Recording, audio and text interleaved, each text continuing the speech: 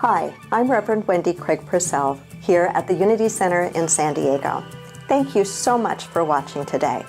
If you'd like to support the work that we do here, please consider making a contribution. Go to our website. It's easy to do.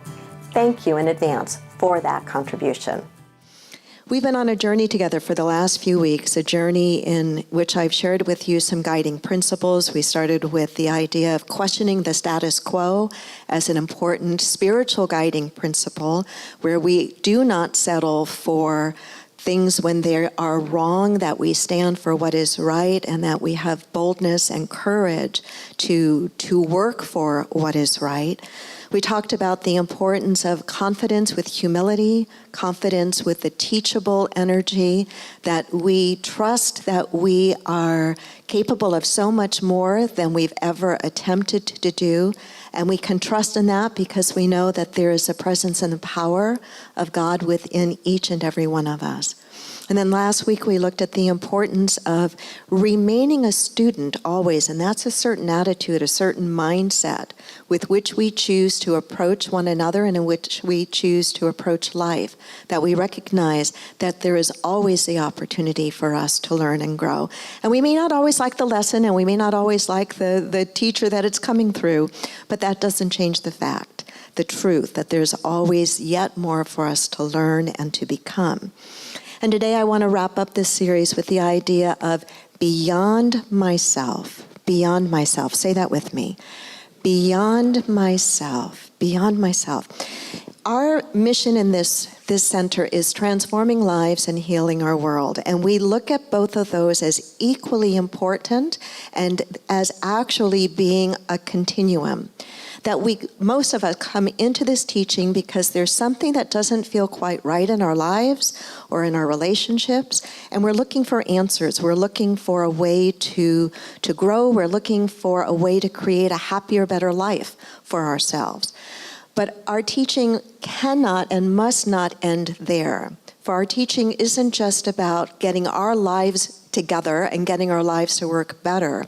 It is also to grow into a greater appreciation of the truth that we are in this together, and that together we can help truly to heal the world. And that's what Beyond Myself is all about. Beyond myself, beyond just me, there is this whole world of humanity of which I am a part and which I need to keep my mind and my heart open to. To live one's life from the place of beyond oneself is to be a beneficial presence in the world. To be a beneficial presence in the world. Say that with me. To be a beneficial presence in the world. As simple as that. As simple as that, to be a beneficial presence in the world. To me, that involves at least these three things. I'm going to tell you what they are, and then we'll explore them together a little bit more deeply. To be a beneficial presence in the world, to live beyond oneself, means I live ethically. It means I expand my circle of compassion and service beyond just me and my family. And it means that I take the long view, the long look. So let's go into these a little more deeply first. So the starting point for Beyond Myself is a commitment to live one's life ethically. Ethically. I don't think we emphasize that enough in our world today. The importance of living life ethically. What does that mean, to live life ethically? We can look at some of the ancient religions and see in the heart of Buddhism the idea of impeccable living. To live ethically is to be impeccable in thought, to be impeccable in word, to be impeccable in action. To be impeccable in thought, in word, in action, to live ethically. What does it mean to be impeccable in thought? I think in part it means that it is safe for people to walk through the corridor of your mind without you judging them, right? Wouldn't it be horrifying if every thought we think were broadcast for all the world to hear? Oh my! Oh, I'm awfully glad we don't have that kind of technology yet. However, In some sort of way, we do, in that the thoughts that we hold predominantly in our mind individually and as a race cannot help but get expressed in form in the world. And so it's not broadcast for all the world to hear so much as it is broadcast for all of us to see and to actually live in. So working at the level of our thought is a piece of living more ethically.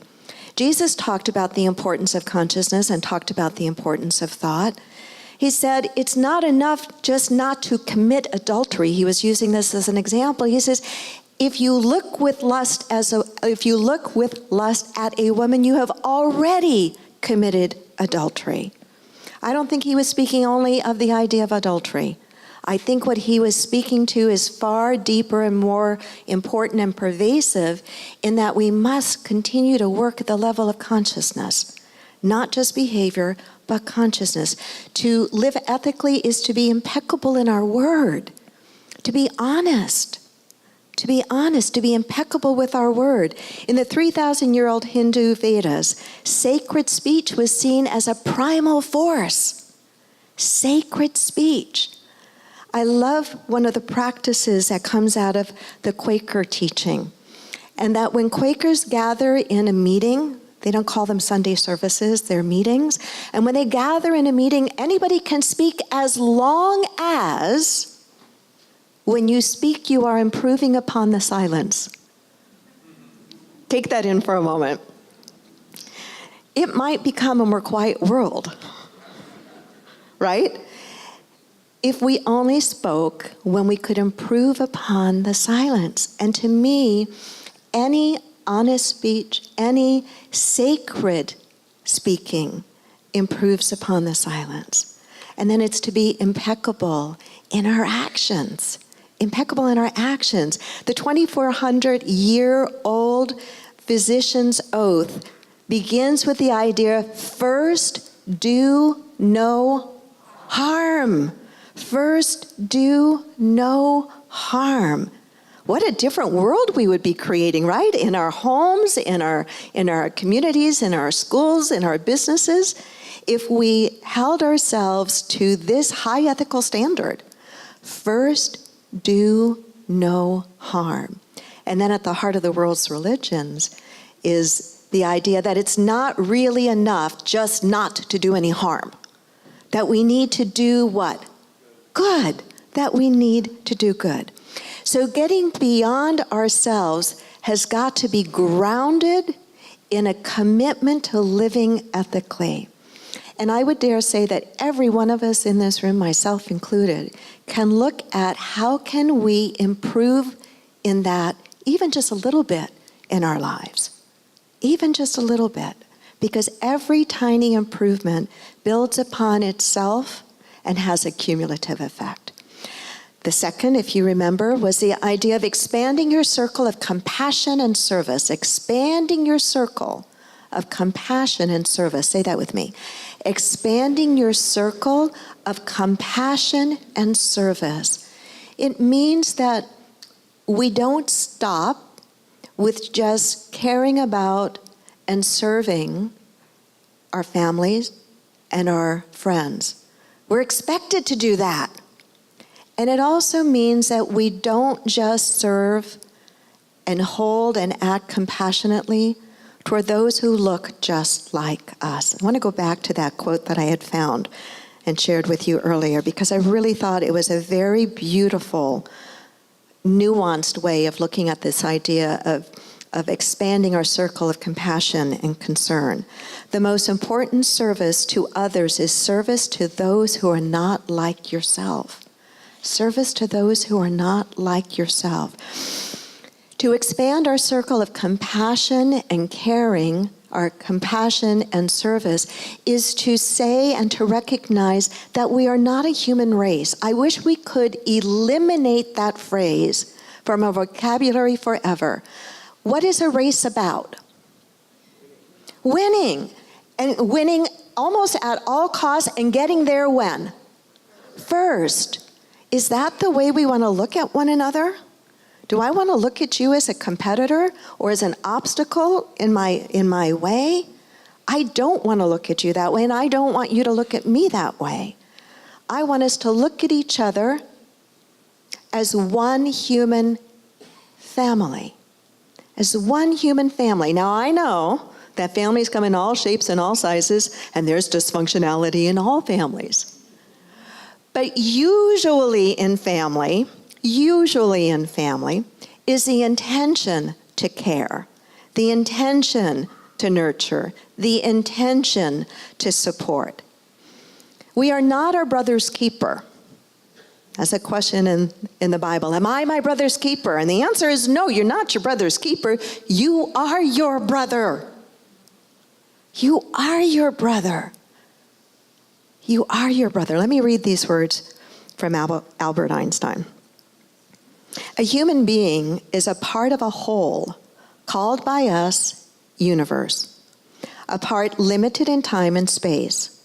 He experiences himself, his thoughts and feelings, as something separated from the rest, a kind of optical delusion of his consciousness. Albert Einstein, a kind of optical delusion of his consciousness. This delusion is a kind of prison for us, restricting us to our personal desires and to affection for a few persons nearest to us. He's describing pretty accurately the mindset that most people operate from, this delusion of separateness, which then causes us to look out upon the world with limited affection for only a few. This delusion is a kind of prison for us, restricting us to our personal desires and to affection for a few persons nearest to us. Our task must be to free ourselves from this prison.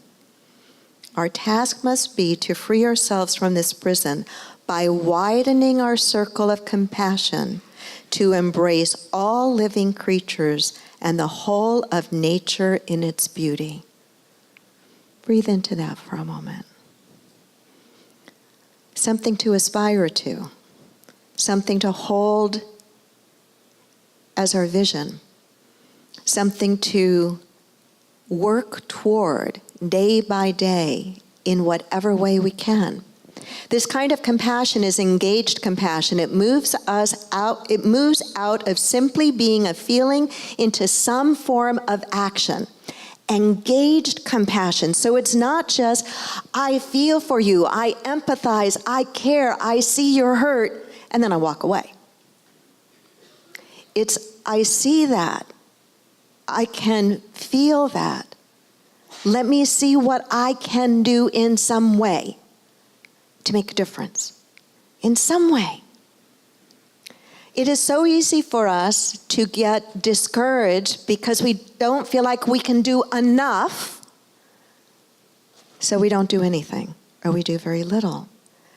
And yet, I believe what we are being asked to do as spiritually minded, conscious beings is to always be willing to keep our eyes open to where we can make a difference and be willing to take one step, take one action in that direction.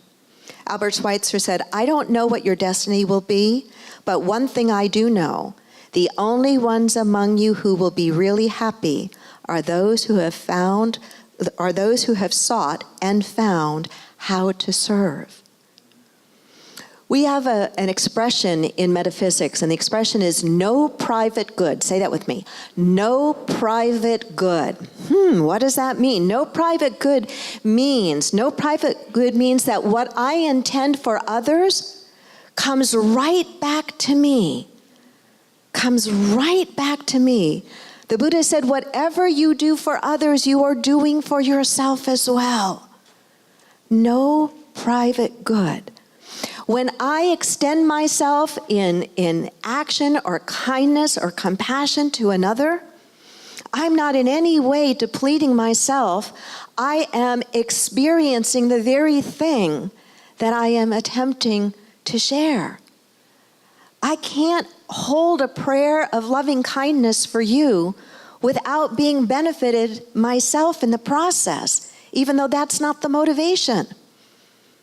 The Dalai Lama referred to that as enlightened selfishness. It is. It really is. When we keep our hearts open to one another, when we are willing to be the eyes and the ears and the hands of God, of Spirit, to say yes to however we can make a difference right where we are, when we are willing to do that, we are engaging actually in enlightened selfishness.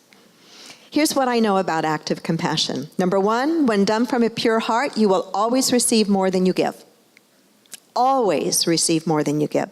Number two, what I know is it isn't about having enough time as much as it is about having a big heart.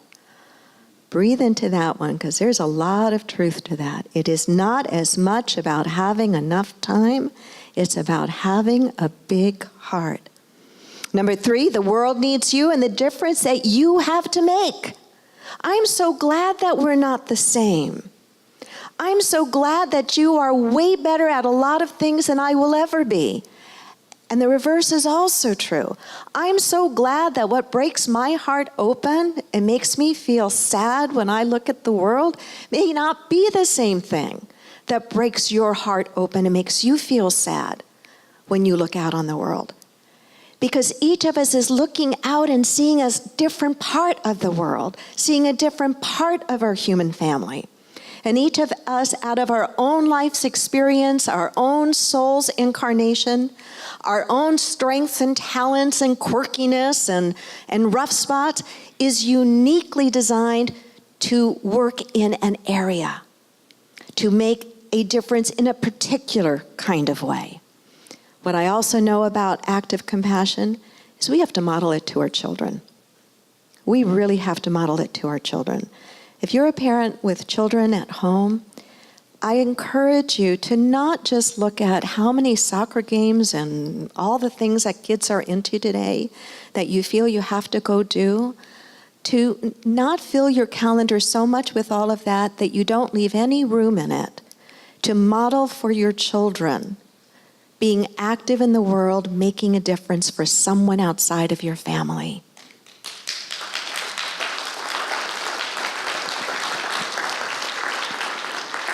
We can't expect them to do it if they don't see us doing it. If they don't see us saying, I'm going to turn off the television, I'm going to say no to that activity. Yeah, that activity may be important, but I want you to know that making a difference in the world is important. And I want you to see that mom, that dad is doing that as well. And what I know about active compassion is until you consistently practice rendering genuine spiritual service, you'll never feel fulfilled. You'll never feel fulfilled. And then the third, I said it's about living ethically. I said it's about expanding your circle of compassion and service. And third, it's about taking the long view. Say this with me. Taking the long view. Together? Taking the long view. I remember, I believe it was at an Association for Global New Thought conference years and years ago, and I believe it was an indigenous member who was giving a speech where I first heard these words. The person was quoting the great law of the Iroquois Nation, and the person said these words: in every deliberation, we must consider the impact on the seventh generation, even if it requires having skin as thick as the bark of a pine tree. In every deliberation, we must consider the impact on the seventh generation. Think about that for a moment. What that means is that we are thinking about how our actions impact lives that we will never directly connect with. It means that we are putting aside what might be a quick win, whether we're talking financially, environmentally, or any other way. We are willing to put aside a quick win to say, wait a minute, what's the long view impact of this decision? What's the long view impact of this legislation? What's the long view impact of these decisions that we are allowing businesses to make or corporations to make or so forth? That we are willing to step back and not be looking so much for quick gratification or personal gain, but are first saying, I want to be mindful of how whatever I am doing or whatever I am supporting, what kind of difference that's going to make to the seventh generation. If we were required to take that into consideration with every single fundamental decision we personally made or made as a nation, do you think the world would be any different in 7 generations? How different do you think it would be? Very different. So are we going to wait for the next generation to take this up as an instruction? I'm hoping you're going to say no. No, and it begins with us. It begins with us saying, well, how is my lifestyle? How are my choices? How is my voting? Whatever way you vote. Are you looking at it through the lens of the 7th generation? So the long view is critical, is absolutely critical to living beyond ourselves. I have a story I want to close with and then just one short quote. And the story has to do with the idea that recognizing that we can't do everything, but we can and we must do something. We can't do everything, but we can and we must do something, even if that something is very, very small. Here's a little story. It's called The Snowflake. Tell me about the weight of a snowflake, a sparrow asked the dove. Nothing more than nothing, was the answer. In that case, I must tell you a marvelous story, the sparrow said. I sat on the branch of a fir close to its trunk when it began to snow. Not heavily, not in a raging blizzard. No, just like in a dream, without a sound and without any violence. Since I didn't have anything better to do, I counted the snowflakes settling on the twigs and needles of my branch. Their number was exactly 3,741,952 snowflakes. When the 3,741,953rd snowflake dropped onto the branch, nothing more than nothing, as you say, the branch broke off. Having said that, the sparrow flew away. The dove, since snow is time and authority on the matter of peace, thought about the story for a while and finally said to herself, perhaps only one person's voice is lacking for peace to come to the world. Isn't that beautiful? Yeah. It's so easy to think, well, my voice doesn't matter enough, or my little actions right where I am doing what I can do doesn't matter enough. But it does matter. It does matter. In our teaching, we understand the power of race consciousness, right? And race consciousness changes not by a dictate from above, but by those daily little choices and positive changes to live more ethically, to live more compassionately, to think from the longer point of view. Every one of those choices that we make in that regard helps to lift race consciousness, and that is what will change our world. Namaste. Many people enjoy Reverend Wendy's talks and meditations and aren't able to attend the Unity Center in person. If you're part of our extended family from around the world and would like to help support the Unity Center, please go to our website or download our free app, which offers even more ways to connect with the Unity Center. Namaste.